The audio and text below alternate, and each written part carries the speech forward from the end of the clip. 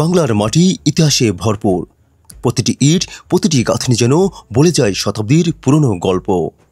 ফরিদপুর জেলার মধুখালী উপজেলার কাজনা ইউনিয়নের মথুরাপুর গ্রামে দাঁড়িয়ে আছে এমনই এক স্থাপনা, মথুরাপুর দেওল, যাকে স্থানীয়রা মথুরাপুর মঠ নামেও চেনেন। দর্শক মণ্ডলী, আপনারা আমার পিছনের দিকে যে সুবিশাল স্থাপনাটা দেখতে পাচ্ছেন, এটি হচ্ছে ফরিদপুর জেলার মধুখালী থানার মধ্যে মথুরাপুর গ্রামে মথুরাপুর দোল। এই দোলটি নিচ থেকে একদম সুউচ্চ উপর পর্যন্ত 21.2 মিটার লম্বা। তো চলুন আমরা আপনাদেরকে এই বিস্তারিত দেখাই। মথুরাপুর দেওল ফরিদপুর জেলার মধুখালী উপজেলার কাজনা ইউনিয়নের মথুরাপুর গ্রামে অবস্থিত। এটি ফরিদপুর শহর থেকে প্রায় 36 কিলোমিটার পশ্চিমে এবং মধুখালী থেকে প্রায় 3 কিলোমিটার উত্তরে অবস্থিত। এই মঠকে নির্মাণ করেছিলেন সে সম্পর্কে কোনো সঠিক তথ্য পাওয়া যায়নি। ফরিদপুর যশোর জেলার এই অঞ্চলে একটি জনপ্রবাদ আছে যে রাজা প্রতাপাদিত্যকে যুদ্ধে পরাজিত করে সম্রাট আকবরের সেনাপতি রাজা মানসিংহ এই বিজয়স্তম্ভ নির্মাণ করেছিলেন। মানসিংহের সঙ্গে প্রতাপাদিত্যের কোনো যুদ্ধ হয়েছিল এবং সে যুদ্ধে মানসিংহ জয়লাভ করেছিলেন এমন কোনো নির্ভরযোগ্য তথ্য প্রমাণ্য ইতিহাসে পাওয়া যায় না। সপ্তদশ শতাব্দীতে সংগ্রাম সিংহ নামে একজন ফৌজদার ভূষণাতে ছিলেন, যিনি বহুকাল ধরে এই অঞ্চলের ফৌজদার ছিলেন বলে জানা যায়। কিছু জনপ্রবাদ মতে সংগ্রাম সিংহ মথুরাপুর দোল নির্মাণ করেছিলেন। এর স্থাপত্যিক শৈলী অনুযায়ী এটি সপ্তদশ শতাব্দীর বলে ধারণা করা হয়। বারকোণ বিশিষ্ট এই মঠ এদেশের মন্দির শিল্পর এক অপূর্ব নিদর্শন।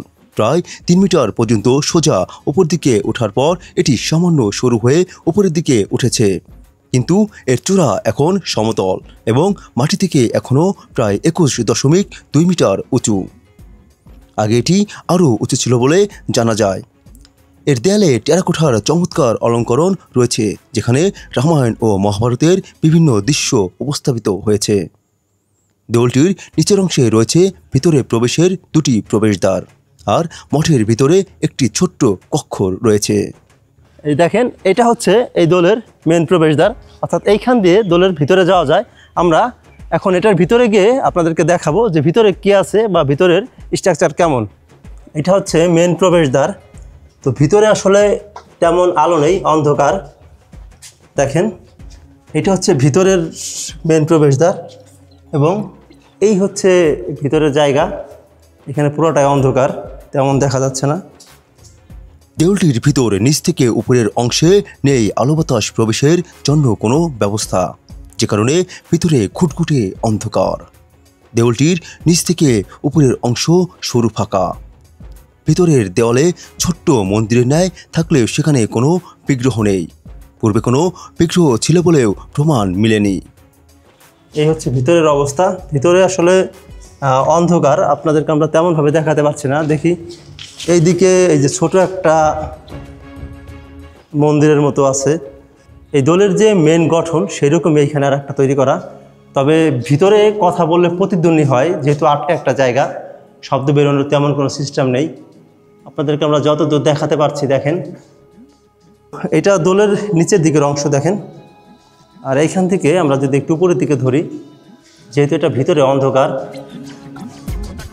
একদম নিচ থেকে উপর পর্যন্ত হচ্ছে আপনার 21.2 মিটার উঁচু, একদম মাথা পর্যন্ত চলে গেছে। এটা ভিতরে যেহেতু কোনো আলোর ব্যবস্থা নেই, আসলে ভিতরে মনে হয় একটা ভূতের স্থানের মতো। দেখেন, আমরা ভিতরে আসছি, ভিতরে আসলে তেমন কিছুই নেই, একটা সুড়ঙ্গের মতো ভিতরে। আর এটা হচ্ছে আপনার নিচ থেকে একদম উপর পর্যন্ত ফাঁকা। আমরা আসলে আমাদের মোবাইলের লাইট জ্বালিয়ে আমরা আপনাদেরকে দেখানোর চেষ্টা করছি। দেখেন, এই যে আমি আর হচ্ছে আমার সহকারী সঞ্জয় আসছি। তো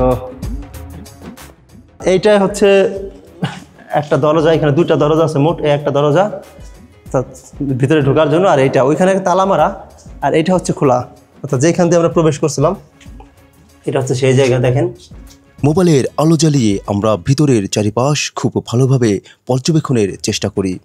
মোবাইলের আলোতে দেওয়ালের উপরের ফাঁকা অংশ পর্যন্ত কোনো রকম দেখা যাচ্ছিল। আমরা আমাদের পর্যবেক্ষণ শেষে বাইরের দিকে চলে আসলাম। ভিতরে যেহেতু আপনার কোনো লাইটের ব্যবস্থা নেই, কোনো আলো নেই এবং ওইখানে কথা বলে কথার প্রতিধ্বনি হয়। আর আরেকটা বিষয় হচ্ছে ভিতরে প্রচুর গরম, আর যেহেতু অন্ধকার, ভয়েরও একটা বিষয় আছে, তো আমরা ভিতর থেকে চলে আসছি বেরোয়। এই যে দেখেন, এইটাই হচ্ছে মেন প্রবেশদ্বার। এইখান দিয়ে আপনারা চাইলে এই প্রবেশদ্বার দিয়ে, অর্থাৎ এইখান দিয়ে আপনার ভিতরে যেতে পারবেন। আর দেখেন এটার আসলে কারুকাজগুলো কত সুন্দর। এগুলো হচ্ছে আপনার টেরাকোটা দিয়ে নির্মাণ করা। আর ধারণা করা হয় এটা আজ থেকে আরও 500 বছর আগে নির্মাণ করা হয়েছে। দেখেন টেরাকোটার এই ফলকগুলা কত সুন্দর। এবং আপনারা একটা জিনিস লক্ষ্য করেছেন কিনা জানি না, দেখেন এই স্থাপনাটা আজ থেকে 500 বছর আগে নির্মাণ করলেও এখনও কিন্তু অক্ষত রয়েছে। আমরা বিভিন্ন রাজরাজার বাড়িতে দেখেছি, জমিদার বাড়িতে দেখেছি যে স্থাপনার অধিকাংশই ভেঙে গেছে, নষ্ট হয়ে গেছে, কিন্তু এইখানকারটা দেখে মনে হইতেছে যে টেরাকোঠাগুলো হয়তো বা 4-5 বছর আগে এখানে সেট করছে। কিন্তু এই টেরাকোঠাটা আপনার অবিশ্বাস্য হলেও আজ থেকে আরও 500 বছর আগে নির্মাণ করা। দেখেন, অর্থাৎ এই দোলটার এই নিচ থেকে একদম উপর পর্যন্ত দেখেন একইভাবে পরিপাটি আছে, মানে কোথাও কোনো কিছু নষ্ট হয়নি। উপরের দিকে আপনার হচ্ছে অনেক যে পরগাছা হয় যেগুলা, ওইগুলা হয়েছে। টেরাকোঠার ডিজাইনটা অনেক সুন্দর। দেখেন এখানকার এই টেরাকোঠার কারুকাজগুলো দেখেন কত সুন্দর ফুলের। তবে ভিতরের যে জায়গা, এটার দিয়ে কিন্তু উপরে যাওয়া যায় না, শুধু ভিতর থেকে দেখা যায়। ভিতরে আলো থাকলে হয়তো আপনাদেরকে আমরা একদম উপর পর্যন্ত খুব ভালোভাবে দেখাইতে পারতাম। আর এটা হচ্ছে দ্বিতীয় প্রবেশদ্বার। এইখান দিয়েও আপনি চাইলে ভিতরে যেতে পারবেন। এখানে অবশ্য একটা তালা মারা রয়েছে, এই যে, কিন্তু এটা ভাঙা, নষ্ট হয়ে গেছে গেটটা। আর ওইখানে কোনো গেট নাই, আপনারা চাইলে এখানে এসে ভিতরে যেতে পারবেন। তবে ভিতরে কোনো আলোর ব্যবস্থা নেই, অন্ধকার।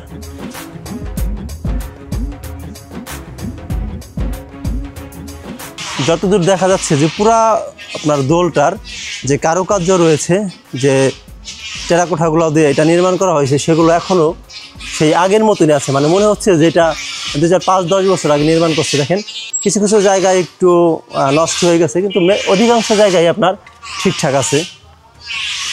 দেখেন এইখানে মনে হচ্ছে যে একটা দরজা, কিন্তু এটা একটা দরজা না, এটার ডিজাইনটা এমনভাবে করা, খুবই সুন্দর একটা স্থাপনা। ঐতিহাসিক এই দেউলটির স্থাপত্যশৈলীতে রয়েছে টেরাকোঠার নিপুণ ব্যবহার।